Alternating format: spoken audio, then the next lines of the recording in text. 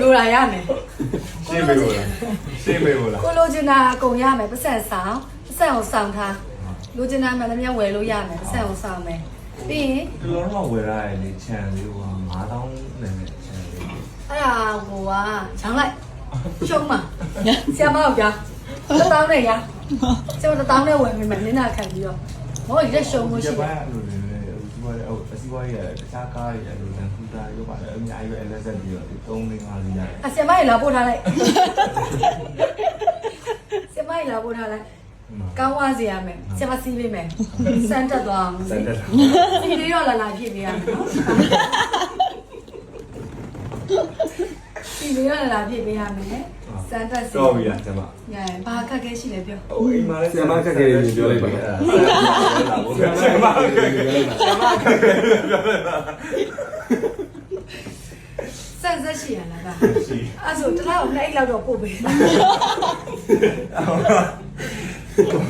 ဒီသားစုမများတော့ရှိတယ်ကျွန်မလောက်ပါဘူး 2ကတော့မလာဘူးဆရာမလှူဒန်းတယ်လေ10လောက်ပို့ပေးလိုက် ဒီမှာလည်းဟိုဝတ်တီချက်တီမွေးရတယ်ရှိတယ်ပို့ပြရမလား အဲ့ဆိုဆရာမတာချင်းငါချင်းမစားဘူးကျုပ်လေးတော့ပုံမှန်ပို့ဆရာမလူရလေတန်းတယ်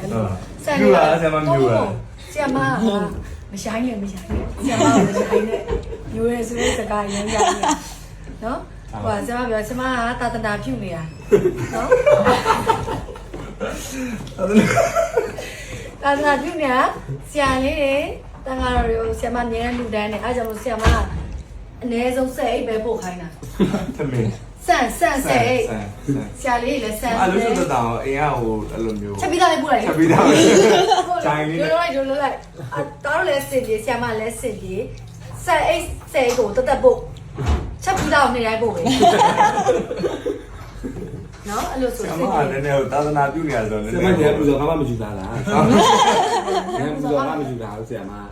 စေတနာမြစ်တာနဲ့ တူကစေတနာ တူကမြစ်တာ